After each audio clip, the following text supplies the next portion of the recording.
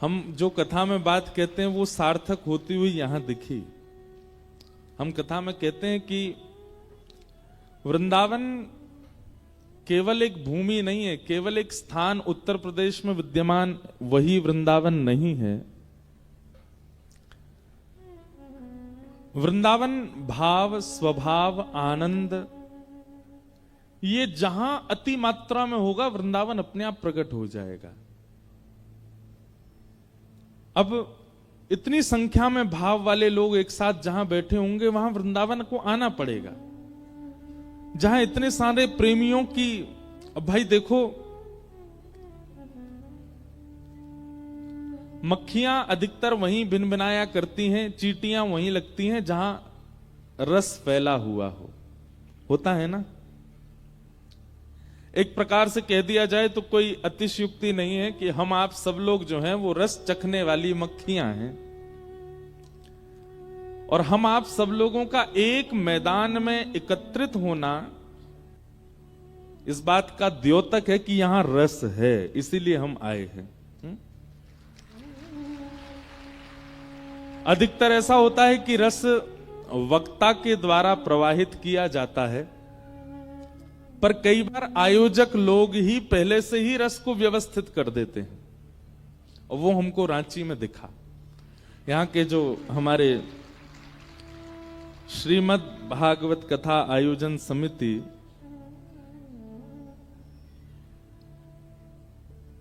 जिनके द्वारा ये सुंदर कथा का क्रम हो रहा है, हम पहले ही आपको स्पष्ट कर दें और जो लोग लाइव देख रहे हैं उनको भी स्पष्ट कर दें, ये पहली एकमात्र ऐसी समिति है जो रजिस्टर्ड नहीं है। नहीं तो अधिकतर क्या होता है कि समितियां सब रजिस्टर्ड होती हैं और उद्देश्य तो प्रारंभ से होता है कथा कराना, फिर बाद में बहुत सारे उद्देश्य हो जाते हैं उनके। धन अर्जन करना भी होता है, पदवियों की प्राप्ति करना भी हो जाता है समितियों में। पर कल हमने आती एयरपोर्ट सबसे पहले पूछा, मैंने कहा यहाँ कैसे समिति का सब क्रम है? बस वहीं इतनी दूरी भैया, ज्यादा तेज चलाओगे तो हम सीधे बोकारो पहुंच जाएंगे, वहीं थोड़ा दो, हाँ बस इतना ही रहने दो। ये सब पहले से कर लेना था भैया आपको।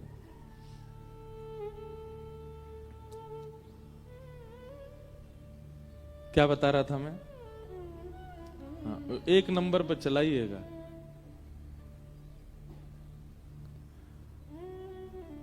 तो समितियां अधिकतर कैसी होती हैं? एक नंबर पे, और उसमें बेचारे में नंबर ही नहीं है।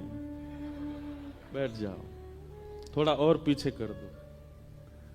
हमको लगा था कि यहां गर्मी होगी, पर नहीं, मौसम अच्छा है यहाँ का, ज्यादा गर्मी नहीं है। कल हमको जो भैया लेने गए एयरपोर्ट, वो बोले कि महाराज जी हमारे रांची की एक खास बात है कि यहाँ जो भी जॉब करने आते हैं, काम करने आते हैं, वो यहाँ आने के बाद फिर यहीं रह जाते हैं, क्योंकि यहाँ का मौसम अच्छा है। मैंने कहा भैया कहीं ये प्रभाव हम पे ना पड़ जाए, क्योंकि हमको तो अभी बहुत जगह जाना है कथाएं सुनाने के लिए। तो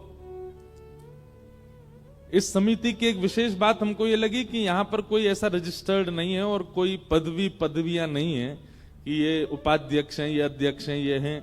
जो भी हैं सब लोग बड़े प्रेम भाव से काम, कार्यकर्ता सब अपने कार्यों में लगे रहते हैं। सबके मन में आता है तो जुड़ करके और फिर कथा का क्रम कराते हैं। यही होना चाहिए। बहुत अच्छी बात है। हमारी बहुत बहुत शुभकामनाएं हैं, और आप लोगों का जो भाव वृंदावन के प्रति है वो वही देख करके हमारा मन हुआ यहाँ आने का। तो हम कह रहे थे कि अधिकतर वक्ता रस प्रवाह करते हैं, लेकिन यहाँ की समिति ने भी एक रस पहले से ही विद्यमान कर दिया। देखो सामने क्या सुंदर श्री राधारमण लाल जी हमारे बैठे हैं।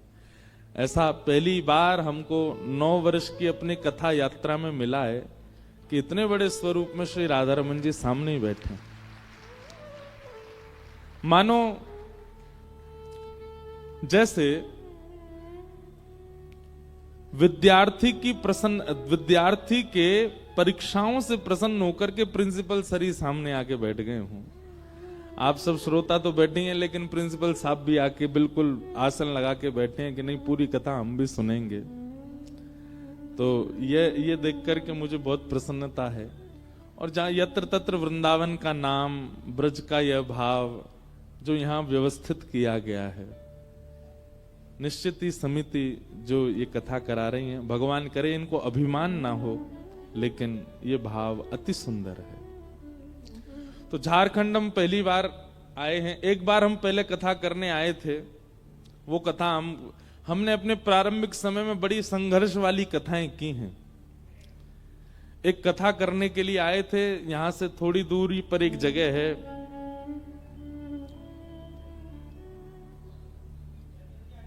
चंदन क्यारी,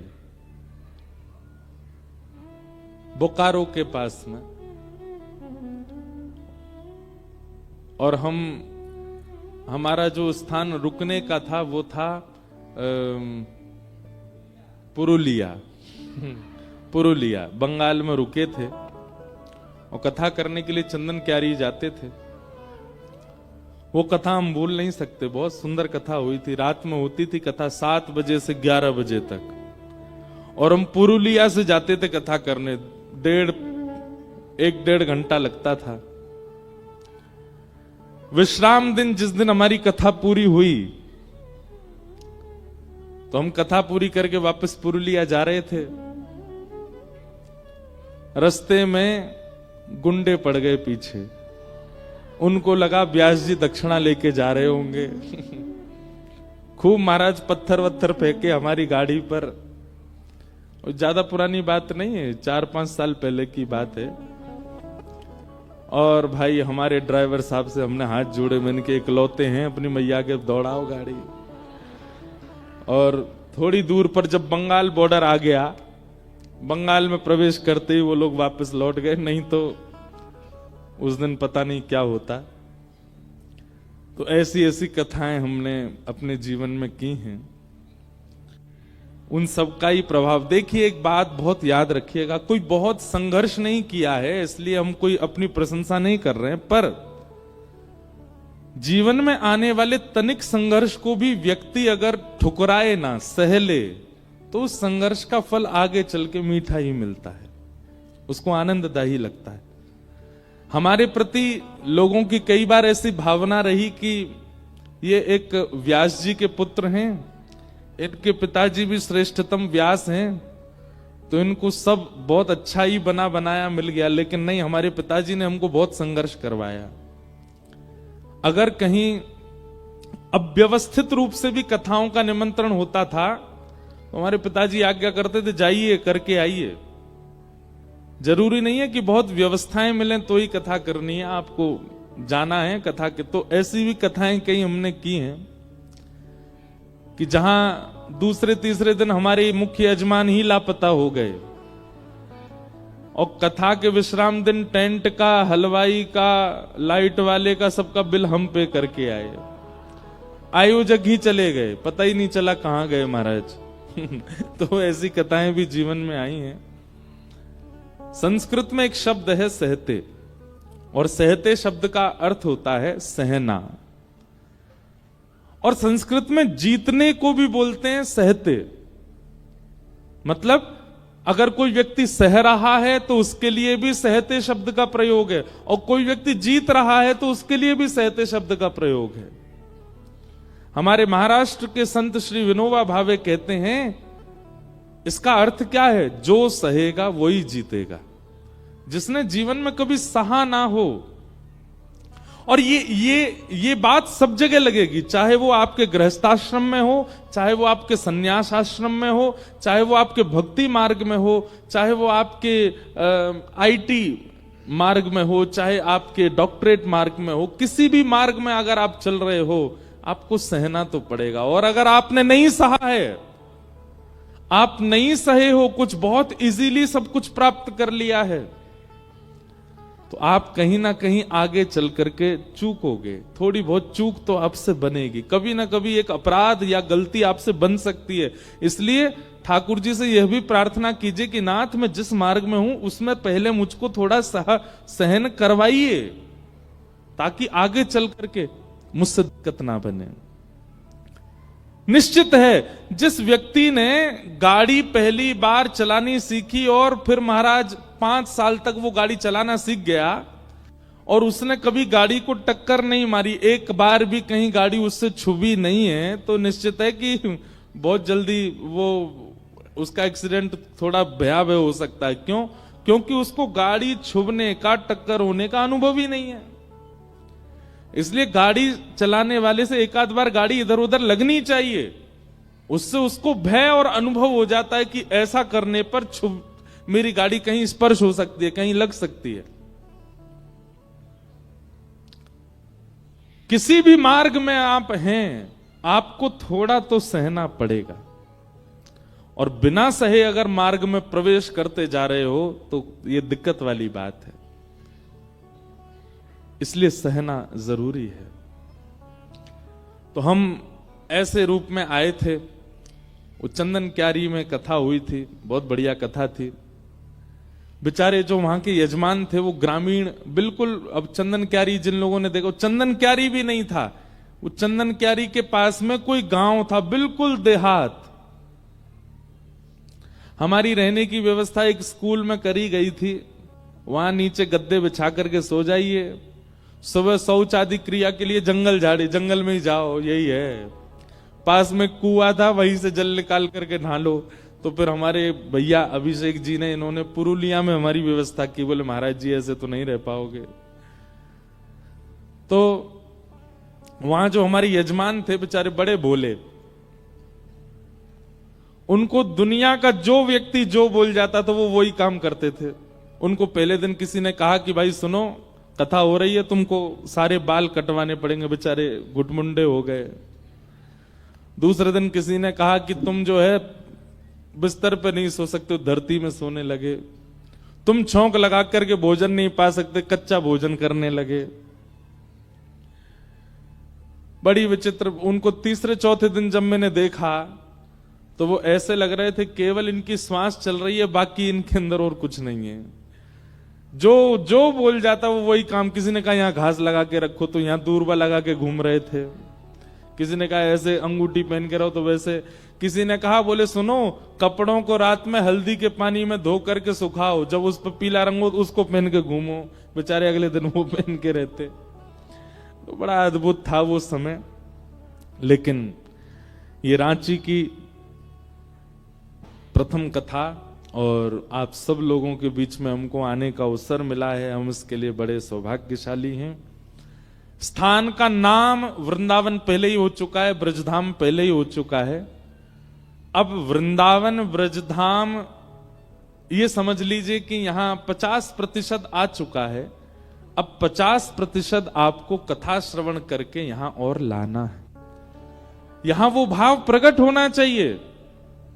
जब नजर घुमा करके देखें तो आपको ऐसा अनुभव हो कि महाराज यहीं कहीं यमुना जी बह रही हैं, ब्रज की रज की सुगंधी आ रही है, यहीं कुंज गलियां हैं, संत महापुरुष वृंदावन के यहीं विचरण कर रहे हैं, यहीं राधा रमण, राधा वल्लभ, बांके बिहारी, दामोदर सब यहीं विराजमान हैं। ऐसी भावनाएं उत्पन्न होने लग जाएं। ये भावनाओं का उत्पन्न होना ही ब्रज का गमन है। तो सौभाग्य से हम आप सब लोग अब ब्रज में प्रवेश करने के लिए भागवत का आश्रय लेंगे। उससे पहले आप सब लोगों को हम बारंबार प्रणाम करते हैं, सबको वंदन करते हैं, खूब खूब स्वागत करते हैं, खूब भाव से। देखिए कथा का समय 3 बजे से है। आप सब लोग 2:30 बजे से ही कल से आ जाइएगा, ताकि 3 बजे हम कथा पंडाल में आ जाएं, कथा का प्रारंभ करें और बड़े प्रेम और भाव से खूब आनंद के साथ कथा का श्रवण करें। आइए आज के मंगल प्रथम दिवस में हम लोग प्रवेश करें। रौरे मन के जोहार, आप सब लोगों को बारंबार जोहार। अब इसका अर्थ आप सबको पता ही है। तो आइए कथा में प्रवेश करें। बोलो वृंदावन बिहारी लाल की जय। सच्चिदानंद रूपाय विश्वोत्पत्त्यादि हेतवे तापत्रय विनाशाय श्री कृष्णाय वयं नुमः।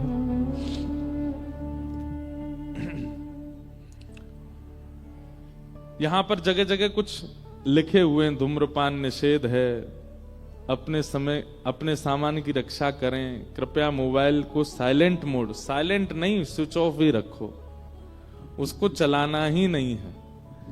यहां पर आप एक चीज का पालन अगर पूर्ण रूप से कहेंगे तो आपका कथा में बहुत मन लगेगा, और वो ये है कि फोन मत चलाइएगा कथा में, जितना हो सके भाव से कथा श्रवण कीजिएगा, क्योंकि सबसे ज्यादा कथा से मन विचलित करने वाला ही मोबाइल फोन होता है। केवल उसको आप विश्राम दे दीजिएगा आगामी 7 दिन तक, और 3 से 4 बजे तक, और 3 से 7 बजे तक केवल आप अपने फोन को विश्राम दीजिए, थोड़ा उसको भी आराम करने दो, दिन रात बेचारा चलता ही रहता है। तो वो विशेष ध्यान रखिएगा और एक एक शब्द बहुत ध्यान से सुनिएगा। आज हम कथा का महात्म सुनेंगे, भागवत जी का महत्व, महात्मा। महात्मा का मतलब होता है किसी भी वस्तु की विशेषता। भागवत जी की विशेषता क्या है? हम क्यों कथा सुनते हैं, क्यों कथा सुनना अति अनिवार्य है, ये सब भाव आज के विषय में बताए जाएंगे, विशेष रूप से भागवत की कथा।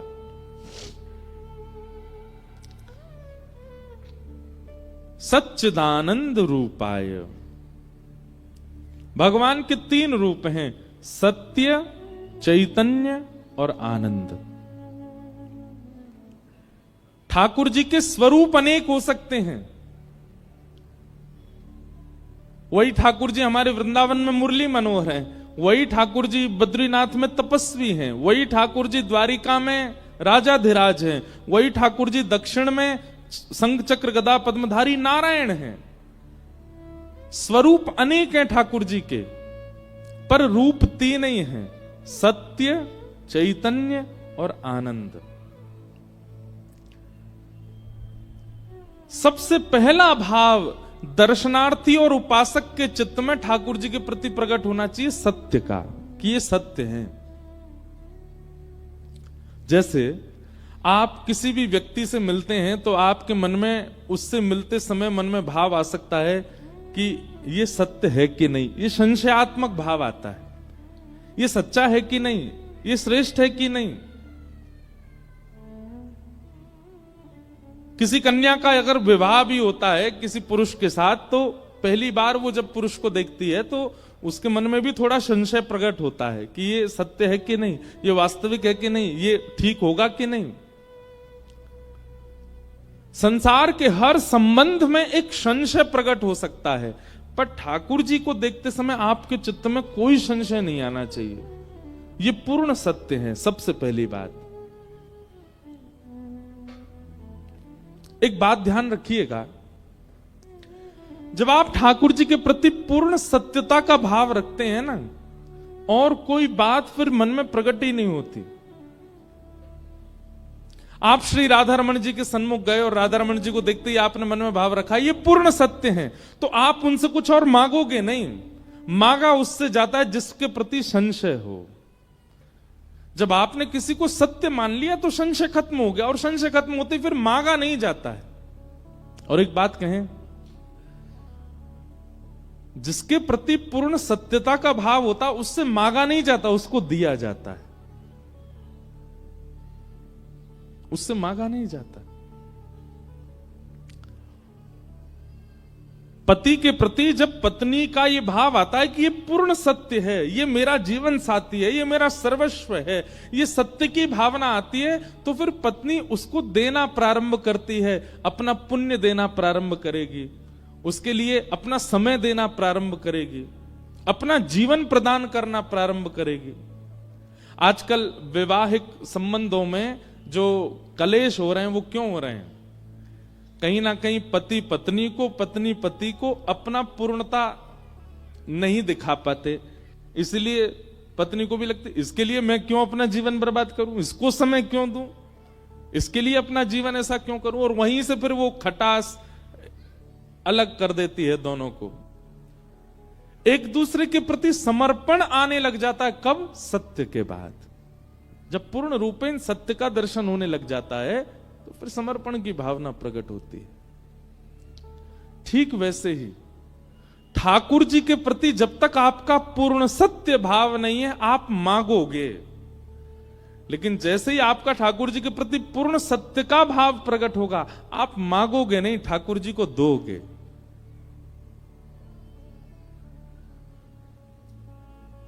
स्वयं को देना प्रारंभ करोगे, न्योछावर होना प्रारंभ करोगे, स्वयं को लुटाना प्रारंभ करोगे। फिर क्या होगा? अपना ज्यादा से ज्यादा समय ठाकुर जी को, अपने देह की ज्यादा से ज्यादा स्थितियां ठाकुर जी को, देह से प्रकट होने वाले गुण ज्यादा से ज्यादा ठाकुर जी को। सत्य, तो ठाकुर जी को सत्य मानिए। आप सत्य मानेंगे तभी उनके प्रति पूर्ण समर्पण होगा। ठाकुर जी का दूसरा स्वरूप क्या है? चैतन्य। हमारे ठाकुर जी जड़ नहीं है, चैतन्य है। वो चैतन्य है। चैतन्य का मतलब क्या होता है? जैसे मैं चैतन्य हूं, मुझे थोड़ी गर्मी लगी तो पंखा लगा दिया गया। अगर मैं जड़ होता तो पंखा की आवश्यकता नहीं है। चैतन्य वस्तु को एटमॉस्फेयर भी एक्सेप्ट करना पड़ता है, लेकिन जड़ को कहीं भी पटक दो, कहीं भी रख दो, कहीं भी बैठा दो, उसको कोई एटमॉस्फेयर का कोई प्रभाव नहीं होता उसके ऊपर। हम कई बार ठाकुर जी को जड़ मान लेते हैं। हमारे अंदर कई बार ठाकुर जी के प्रति जड़ भावना आ जाती है, इसलिए हम उनको कहीं भी बैठा देते हैं, कहीं भी रख देते हैं। कभी भी कई लोगों के घर में विवाह आदि होता है तो ठाकुर जी को केवल ड्राई फ्रूट्स का भोग लगा देते हैं, ज्यादा कुछ पवाते नहीं। क्यों? हमारे मन में ये भावना आती है कि ये जड़ हैं।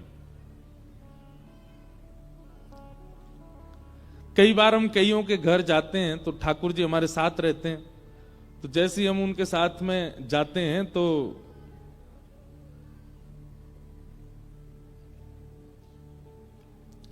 उनसे कहते हैं ठाकुर जी के लिए भोग लगाओ भैया, भोग बनाओ। तो कहते हैं ठाकुर जी को हम दूध का और मिश्री का भोग लगाते हैं। तो मन में एक भावना आता, हम कुछ कहते नहीं पर मन में एक भावना आती है, ये जड़ भाव है मन में, तभी तो आपने कहा कि केवल दूध और मिश्री में उनको संपूर्ण कर दें। अगर हमारे साथ कोई चैतन्य व्यक्ति गया होता तो आप मन में विचार करते इनको रोटी खवाई जाए, इनको सब्जी बनाई जाए इनके लिए, क्योंकि ये चैतन्य है, ये भूखे नहीं रह सकते। ठाकुर जी के प्रति हमारा जड़ भाव आ जाता है, इसीलिए हम केवल दूध में संतुष्ट करने का प्रयास करते हैं।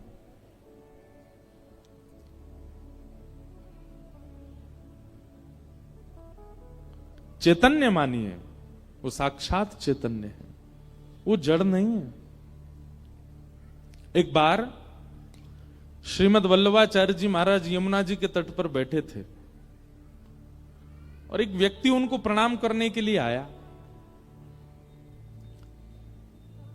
तो प्रणाम करने से पहले महाप्रभु वल्लभाचार्य जी ने उसको इशारा किया कि जाओ पहले यमुना स्नान करो। तो यमुना स्नान करने से पहले उसने सोचा कि मेरे जो ठाकुर जी हैं इनको भी नवा दूं। अब उसने क्या, यमुना जी में स्नान करा के अपने ठाकुर जी को एक झोला में डाल करके और पेड़ पर टांग दिया।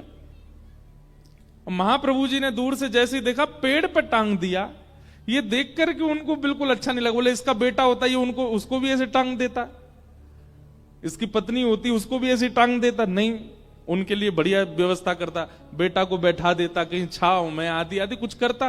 पर ठाकुर जी को झोला में लटका के पेड़ पर टांग दिया। अब वो यमुना स्नान करके जैसे ही महाप्रभु जी को प्रणाम करने आया तो महाप्रभु जी बोले तुम्हारे ठाकुर जी कहाँ हैं? बोले पेड़ पर टंगे हैं। बोले लेके आओ। तो महाप्रभु जी ने ऐसा किया कि उस पेड़ पे असंख्य झोलियां प्रकट हो गई और असंख्य झोलियों में असंख्य ठाकुर जी। अब जैसे ही वो गया तो एक जैसी झोली और एक जैसी झोलियों में अनेक अनेक ठाकुर जी। महाप्रभु जी बोले तुम्हारे ठाकुर जी कौन से, ढूंढो इनमें से। कितने साल से सेवा कर रहे हो? बोले 15-20 वर्ष हो गए। ढूंढो तुम्हारे ठाकुर जी कौन से हैं। वो अपने ठाकुर जी नहीं ढूंढ पाया। तब महाप्रभु जी ने क्रोधित होकर के कहा, बोले किस भाव से सेवा करते हो तुम? 15-20 वर्ष में तुम ये नहीं पहचान पाए तुम्हारे ठाकुर जी कौन से हैं?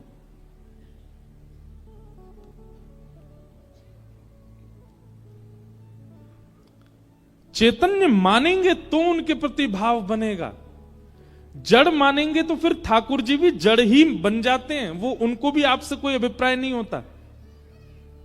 हमारे वृंदावन के एक ठाकुर हुए श्री मदन मोहन जी। कौन? जोर से बोलो, कौन? मदन मोहन। वृंदावन रसामृत पद सुना आप लोगों ने? उस वृंदावन रसामृत पद में दूसरे ठाकुर हैं श्री मदन मोहन। बिहरत निस दिन कुंज गलिन में ब्रज जन मन सुख धाम, मदन मोहन को रूप निरख सनातन बलि बलि जाए। गाएंगे, कथा के विश्राम में गाएंगे, आप लोग याद कर लेना। वैसे तो सब वैष्णवों को याद है, भारत में जहां भी हम जाते हैं सब सुनाते हैं। तो हमारे वृंदावन के 7 ठाकुरों में दूसरे ठाकुर हुए श्री मदन मोहन जी। बहुत ध्यान पूर्वक सुनिएगा। ठाकुर जी की सेवा ऐसी करो कि आप अपने ठाकुर को नहीं पहचानो, ठाकुर जी आपको पहचान जाएं। आप अपने ठाकुर को कभी नहीं पहचान सकते, ठाकुर ही आपको पहचानते हैं। और वो तभी पहचानेंगे जब आप उनके प्रति चैतन्य भाव रखोगे। उनको धातु का नहीं मानो, उनको मार्बल का नहीं मानो, उनको किसी अन्य धातु का मत समझिए कभी भी। तो श्री मदन मोहन जी की ऐसी कथा आती है कि मदन मोहन जी जयपुर में विराजते थे।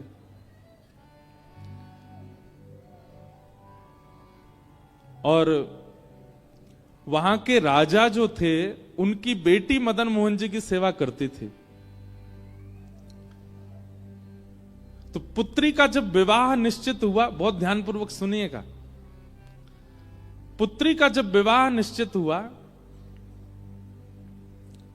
तो बेटी ने अपने पिता से कहा, बोले पिताजी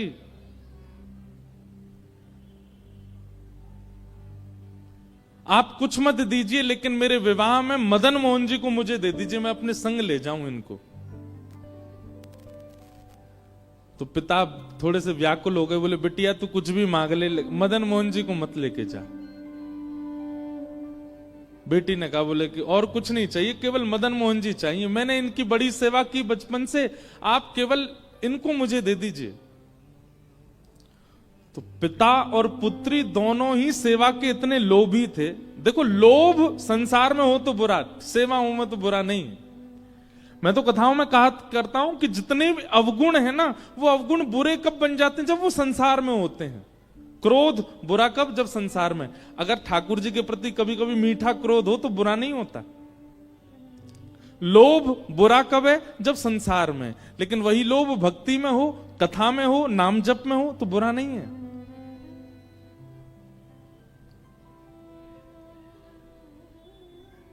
जितने भी दोष हैं वो संसार के प्रति जब होते हैं तब ही बुरे हो जाते हैं, तभी पाप के भागी बनाते हैं। पर भक्ति में हो तो वही भगवत प्राप्ति करा देते हैं। तो जयपुर के राजा अपनी बेटी से कहने लगे, तू जो मांगेगी सो दूंगा, मदन मोहन जी को मत मांग। तो पुत्री ने कहा, पिताजी आपके घर में पहले से ही गोविंद देव जी की सेवा है, मदन मोहन जी की सेवा है, एक ठाकुर की आप कर ही रहे हैं, एक मुझे दे दीजिए। पिता बोले, नहीं नहीं नहीं, तू जो मांगेगी दूंगा, लेकिन मदन मोहन जी नहीं दूंगा। बेटी भी बोली, मैं भी केवल मदन मोहन जी को ही चाहती हूं और कुछ नहीं चाहती।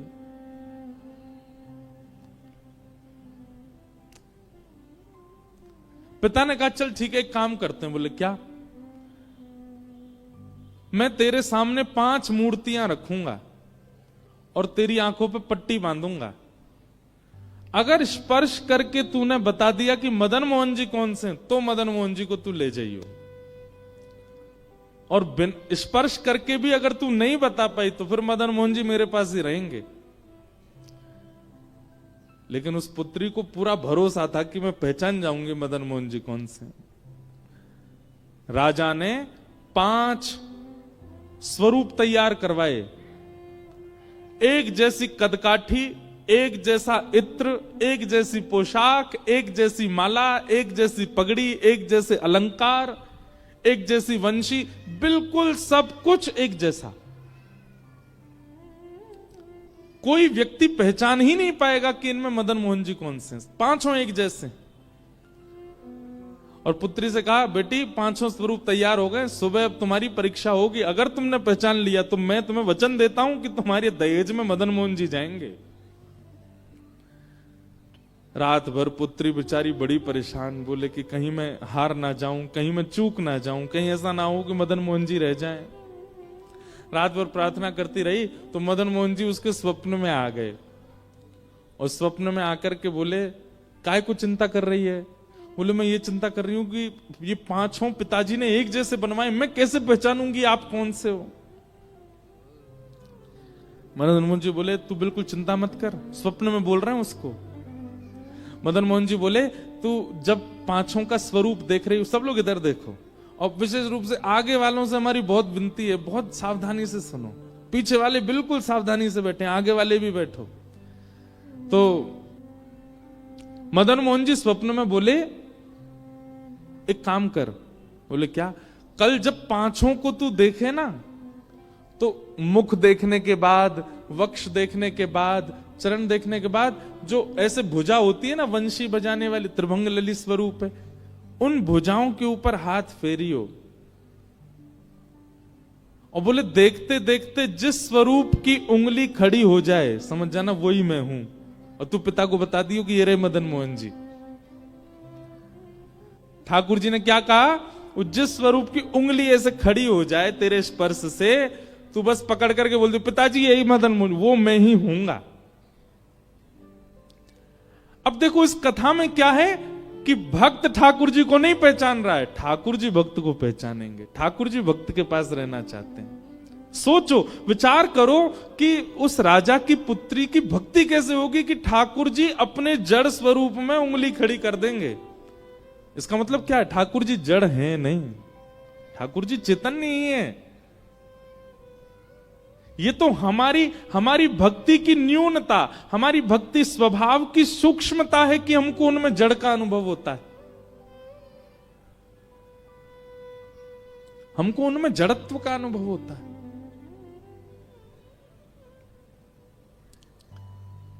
दूसरे दिन सब लोग ऐसे ही बैठे थे, पूरी भीड़, और 5 स्वरूप मंच पर रखे गए और पुत्री की आंख में पहले रुई लगा दी, फिर पट्टियां बांधी, बिल्कुल कहीं से दिख ना जाए।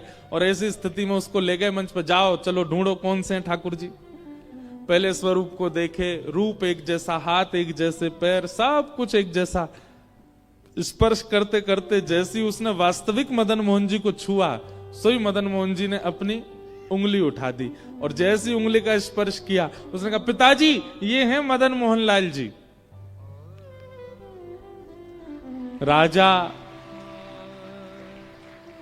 राजा ने मदन मोहन जी को प्रणाम नहीं किया, अपनी पुत्री को प्रणाम किया। बोले, बेटी तूने नहीं पहचाना है, उन्होंने पहचाना है तुझे। तेरा स्पर्श होते ही मैंने देख लिया था कि उन्होंने अपनी उंगली हिलाई थी, अपनी उंगली खड़ी की थी। इसका मतलब तू नहीं ले जाना चाहती है उनको, वो जाना चाहते हैं तेरे साथ में। तू ले जाना चाहती तो मैं नहीं देता, लेकिन वो जाना चाहते हैं इसलिए मैं नहीं रोकूंगा। और अपनी पुत्री का विवाह करके एक पालकी में पुत्री बैठ करके गई और दूसरे रथ में महाराज दहेज में ठाकुर जी मदन मोहन जी कहां गए? करौली, राजस्थान। राजस्थान में करौली, जहां आज भी मदन मोहन जी विराजते। ठाकुर जी दहेज में आए। ऐसी भक्ति कब प्रकट होती है? जब ठाकुर जी के प्रति चैतन्य भाव हो। अभी मैं कुछ दिन पहले एक न्यूज देख रहा था, एक माता जी कह रही थी, कुंभ में मेरे ठाकुर जी खो गए। मैंने कहा, भैया बेटा खो जाते, भैया खो जाते, माता पिता खो जाते, ठाकुर जी खो गए? कुंभ में ठाकुर जी खो गए, उनके सेवा के ठाकुर जी। अब वो कह रही थी न्यूज चैनलों पे सब जगह, मेरे ठाकुर जी कहीं मिल जाएं तो बताना। हम उन मां के प्रति संवेदना व्यक्त करते हैं, लेकिन एक बात हम यह भी स्पष्ट करते हैं कि यदि सेवक ने भाव से सेवा की होगी, सेवक ने बहुत प्रेम दुलार लाड़ किया होगा, तो ठाकुर जी स्वयं आ जाएंगे। ठाकुर जी जा नहीं सकते। हमारी बात को आप कहीं लिख लीजिएगा, ठाकुर जी जड़ इसलिए हैं, मुझे और आपको चुनौती दे रहे हैं। ठाकुर जी बोले तेरी भक्ति में सामर्थ्य हो, तुझ में सामर्थ्य हो, तो तू मुझे चैतन्य बना के दिखा। मैं कथा में कहा करता हूं, एक खेल खेलते थे हम बचपन में, सब लोग इधर देखो, एक खेल खेलते थे, पता नहीं आपके झारखंड में खेलते हैं कि नहीं बच्चे। आजकल तो फोन आ गए ना, तो बच्चों ने फिजिकल गेम्स खेलना बंद कर दिया, लेकिन बचपन में हम एक गेम खेलते थे, बर्फ पानी, खेला है। उसी का एक दूसरा रूप होता है विष अमृत। बहुत बढ़िया बढ़िया खेल हैं ये। उसमें क्या होता था कि एक व्यक्ति जो है वो सबको छूता है और दौड़ करके जिसको छू लेता है वो फिर बर्फ बन जाता है। अब बाकी के लोग जो हैं वो उसके चारों तरफ घूमते रहते हैं, वो उसको पानी बनाने का प्रयास कर, वो जाके जैसे उसको खींचते हैं तो वो पानी बन जाता है। अब देखो, जिस समय वो व्यक्ति बर्फ पानी जब बच्चे खेलते हैं तो उसमें जब बर्फ बनता है, क्या वो सच में बर्फ है? क्या वो सच में एक स्थूल व्यक्ति है? नहीं, वो चैतन्य है, लेकिन एक खेल के रूप में वो अपने आप को स्टैच्यू मान लेता है, अपने आप को बर्फ मान, फिर जिस आकृति में होता है वैसे ही रह जाता है। एक और खेल खेलते थे उसमें ऐसा बोलना, मतलब 10 तक गिनती गिनो, पीछे सारे बच्चे जो हैं वो ऊट पटांग हरकत करते रहेंगे और 10 बोलते ही जितने भी बच्चे उन सबको एक स्टैचू बनना पड़ता है। कोई बच्चा ऐसे हो जाता है, कोई ऐसे हो जाता है, कोई कुछ कुछ, फिर वो आकर के सबके पास आके सबको हंसाने का प्रयास करता है ना। पता नहीं आप लोगों ने खेला है कि नहीं, हमने खूब खेले, ये सब खेले हैं। तो फिर वो उसको नियम होता है, तुम छुओगे नहीं किसी को, लेकिन बातें बोल के उसके पास उसको, अगर तुमने उसको हंसा दिया, अगर उसके हाथ पांव सीधे कर दिए तो तुम्हारी जीत हो जाती है। ठीक वैसे ही ठाकुर जी ऐसे खड़े और हम आप सब लोगों को अधिकार मिला है कि हमें ठाकुर जी को हंसाना है, हमें ठाकुर जी को बिठाना है, हमें ठाकुर जी को सुलाना है, हमें ठाकुर जी को गोद में लेना है। और उस खेल में विजय प्राप्त करने के लिए ही ये भागवत की कथा सुनाई जा रही है कि ठाकुर जी को कैसे हंसाओगे, कैसे बिठाओगे, कैसे नचाओगे, कैसे गोद में लोगे, वो सारी क्रियाएं बताई जाती हैं कथा में। ये खेल है, उसी खेल की पूर्णता बताई जा रही है यहां पर।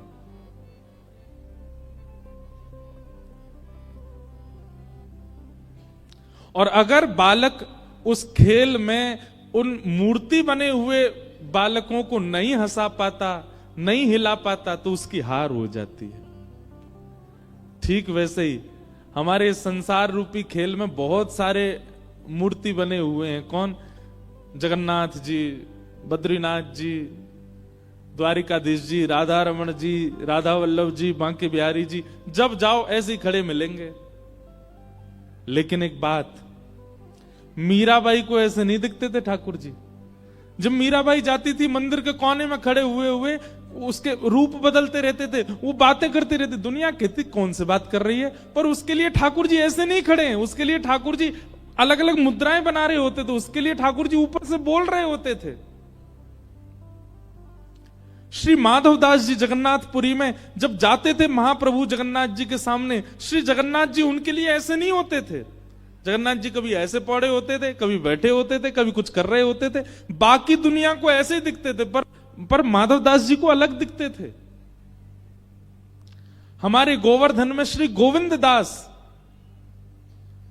दुनिया के लिए श्रीनाथ जी ऐसे खड़े रहते थे, पर गोविंद दास जैसे मंदिर में आते थे, ठाकुर जी मोती उठा के मारते थे गोविंद दास के ऊपर। इसका मतलब क्या है? ठाकुर जी जड़ नहीं है, ठाकुर जी चैतन्य है। एक भाव में कथा में गाया करता हूं, कन्हैया कन्हैया पुकारा करेंगे। इस भाव में ठाकुर जी चैतन्य कैसे बनेंगे ये बात बताई गई है। लताओं में ब्रज की गुजारा करेंगे, कन्हैया कन्हैया पुकारा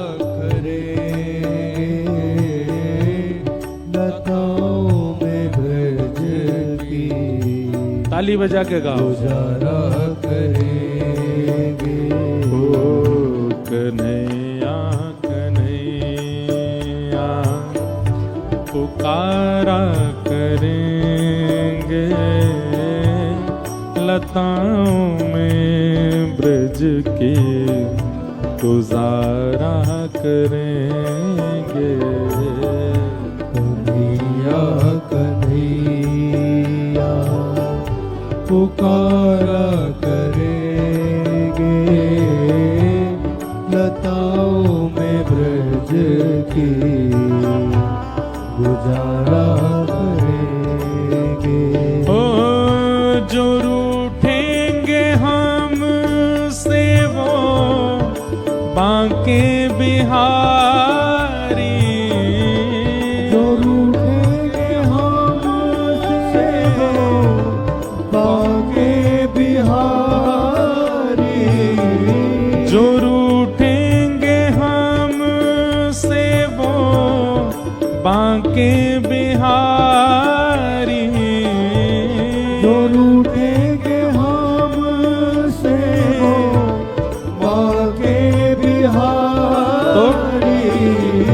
चरण पड़ उन्हें हम मनाया करेंगे, चरण पड़ उन्हें हम मनाया करेंगे। ओ चरण पड़ उन्हें हम मनाया करेंगे, चरण पड़ उन्हें हम मनाया करेंगे।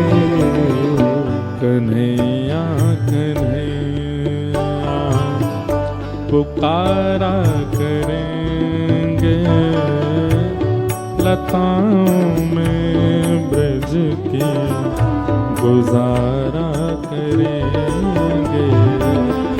कन्हैया कन्हैया पुकारा करेंगे, लताओं में ब्रज की गुजारा करेंगे। श्री राधा रमण लाल की जय।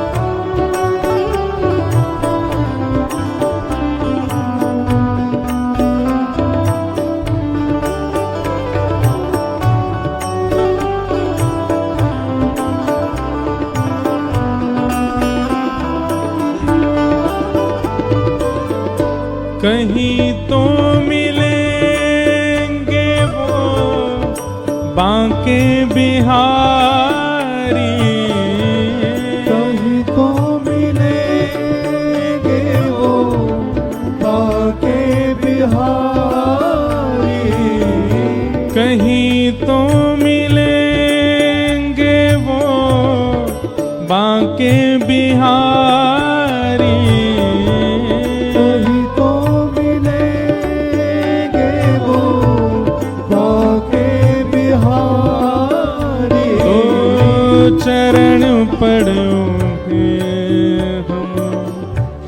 मनाया करेंगे, चरण पड़ उन्हें मनाया करेंगे। चरण पड़ उन्हें हम मनाया करेंगे, चरण पड़ उन्हें मनाया करेंगे। कन्हैया कन्हैया पुकारा करेंगे, लताओं में ब्रज की गुजारा करेंगे। कन्हैया कन्हैया पुकारा करेंगे, लताओं में ब्रज की गुजारा करेंगे। कन्हैया कन्हैया पुकारा करेंगे, लताओं में ब्रज की गुजारा करेंगे। कन्हैया कन्हैया पुकारा करेंगे, लताओं में ब्रज की गुजारा करेंगे। और उन्होंने नचाए हैं ब्रह्मांड सारे, उन्होंने नचाए हैं ब्रह्मांड सारे। उन्होंने नचाए हैं ब्रह्मांड सारे, उन्होंने नचाए हैं ब्रह्मांड सारे। मगर अब उन्हें हम नचाया करेंगे, मगर अब उन्हें हम नचाया करेंगे। मगर अब उन्हें हम नचाया करेंगे, मगर अब उन्हें हम नचाया करेंगे। कन्हैया कन्हैया पुकारा करेंगे, लताओं में ब्रज की गुजारा करेंगे। कन्हैया कन्हैया पुकारा करेंगे, लताओं में ब्रज की गुजारा करेंगे। ओ कन्हैया कन्हैया पुकारा करेंगे, लताओं में ब्रज की गुजारा करेंगे। कन्हैया कन्हैया पुकारा करेंगे, लताओं में ब्रज की गुजारा करेंगे। गोविंद बोलो हरि गोपाल बोलो, गोविंद बोलो हरि गोपाल बोलो, गोविंद बोलो हरि गोपाल बोलो, गोविंद बोलो हरि गोपाल बोलो। श्री राधा रमण हरि गोविंद बोलो, राधा रमण हरि गोविंद बोलो, श्री राधा रमण हरि गोविंद बोलो, राधा रमण हरि गोविंद बोलो, श्री राधा रमण हरि गोविंद बोलो, राधा रमण हरि गोविंद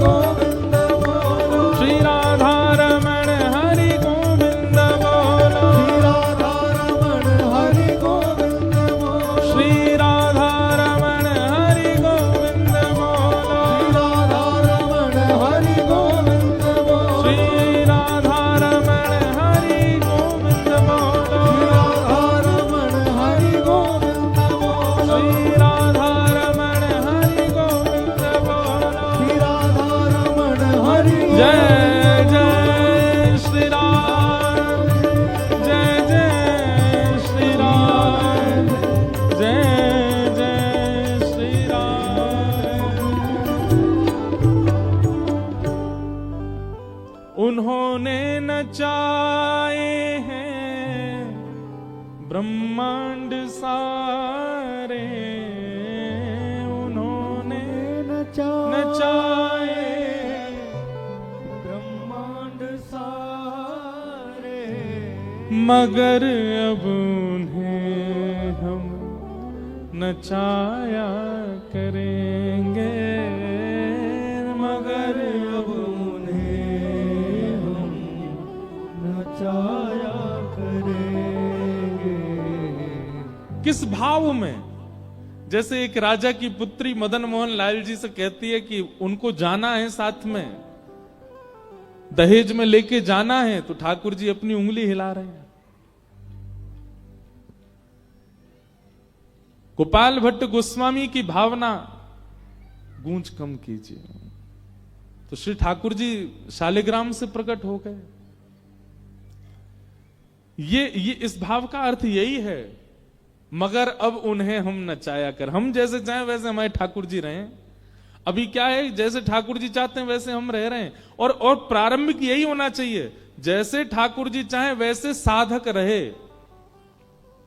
लेकिन कुछ समय बाद फिर वो जैसे चाहता है वैसे ठाकुर जी रहने लग जाते।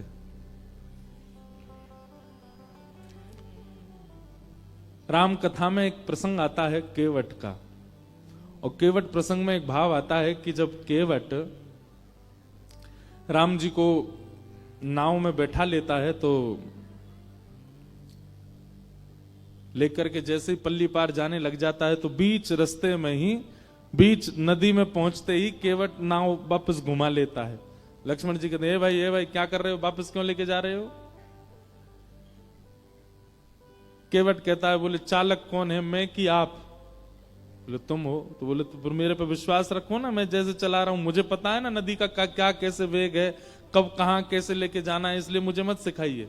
वापस लेके जाने लगा, फिर घुमा करके फिर छोड़ पर पहुंचाने लगा, फिर जैसे ही छोड़ आने वाला होता था तुरंत घुमा लेता था। सीता जी भी थोड़ी सी परेशान तो हो गई, लक्ष्मण जी तो नाराज ही हो गए, लेकिन 2-4 बार में जैसे ही बार बार घुमा लाता, नहीं छोड़ता पल्ली पार, तो अब की बार राम जी बोले, ए भाई ये क्या कर रहे हो तुम, इतनी देर हो गई, तुम क्यों बीच में हमको घुमा रहे हो, छोड़ दो ना पल्ली पार। केवट कहता, बस 3-4 बार में थक गए आप, और आप जो हमको 84 लाख बार नचाते रहते हो सब जगह, उसका क्या? कभी हमको कुछ बनाते हो, कभी कुछ बनाते हो, कभी बस इतने में ही हो गया, 4 बार में ही पसीना आ गया आपको।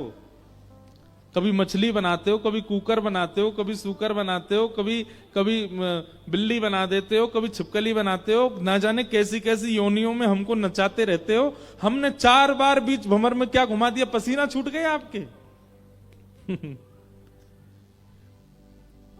उन्होंने नचाए हैं ब्रह्मांड सारे, मगर अब उन्हें हम नचाया करेंगे, कन्हैया कन्हैया पुकारा करेंगे, लताओं में ब्रज की गुजारा। एक बार 6-7 साल पहले हमारी कथा हुई नेपाल में, काठमांडू में। तो वहां पे एक भक्त हमको मिले, तो कुशा होती है ना, कुशा का एक ऐसा छोटा सा एक बना हुआ था पात्र, और ऊपर से भी कुशा के पात्र से ही वो ढका हुआ था। तो वो लाए, बोले महाराज जी मेरे गोपाल जी के दर्शन करो। तो मैंने वो हटाया, तो उसके भीतर छोटे से गोपाल जी, और उनके अंदर मैंने एक अद्भुतता देखी, छोटे से लड्डू गोपाल, और उनके पाम में एक धागा बंधा था, और उस धागे से गैया बंध रही थी छोटी सी। मैंने की भैया भगत जी इधर आओ, मैंने ये क्या है, तुमने एक तो कुशा के सूखी घास के पात्र में तुमने ठाकुर जी धर रखे हैं, ऊपर से मैं तुमने पाम से गैया क्यों बांध रखी है? तो उनके नेत्र सजल हो गए, बोले महाराज जी हम ज्यादा धनवान नहीं हैं, हमारी स्थिति ऐसी है कि हमको कोई कुछ दे देता है तो हम पा लेते हैं, हमारे मन में ऐसा भाव आया कि हमारी स्थिति तो ऐसी कि 4-4 दिन तक भी कई बार भूखा रहना पड़ता है, पर ठाकुर जी से हमारा बहुत प्रेम है, ठाकुर जी की हम बहुत सेवा करते हैं, पर इनको राग भोग श्रृंगार 3 चीजें प्रिय, हम इनका भोग नहीं लगा पाते। इसलिए हमने भावना रखी है, एक छोटी सी गैया हमको किसी ने दे दी, तो वो गैया हमने भीतर छोड़ रखी है और हमने लाल जी से कह रखा है, जब जब आपका मन हुआ करे तब आप इनका जो है दूध पी लिया कीजिए, और हमें छोड़ के मत जाइएगा, भले ही चाहे गैया के दूध से ही पेट भर लो, हमें छोड़ के मत जाना कभी। और वो क्या बोले पता है, आपको सुन के आश्चर्य होगा, बोले महाराज जी ठाकुर जी के लिए भोग तो मैं रोज नहीं लगा पाता, पर रोज थोड़ी बहुत घास तोड़ करके गैया के सामने डाल देता हूं भीतर। मैंने क्यों? बोले गैया पालेगी तो दूध बनेगा, ठाकुर जी दूध पी लिया करेंगे। मैंने कहा भैया तेरी भावना। हमने कही भाई हो सकता है 56 भोग लगाने वाले को छोड़ के चले जाए, पर तुझे छोड़ के नहीं जाएंगे ठाकुर जी, तुम्हारी जो भावना है। ने एक सी धातु की गैया को वो घास खिलाते ताकि गैया का दूध बने, ठाकुर जी पी ले, और पांव से इसलिए बांध रखी कहीं गैया नहीं भाग जाए, कहीं गैया भाज गई ठाकुर जी भूखे रह गए तो ठाकुर जी भी चले जाएंगे। भाव के वश में है भगवान, भाव के वश में है भगवान। ठाकुर जी व्यवस्था से नहीं आते, ठाकुर जी आपके धन से नहीं आते, ठाकुर जी आपके रूप से नहीं आते, ठाकुर जी आपकी सुंदरता से नहीं आते, ठाकुर जी तो केवल आपके भाव से आएंगे, रुकेंगे। तो अब मेरे पीछे जो स्वरूप है ठाकुर जी का, गोपाल जी, अभी ये कैसे हैं?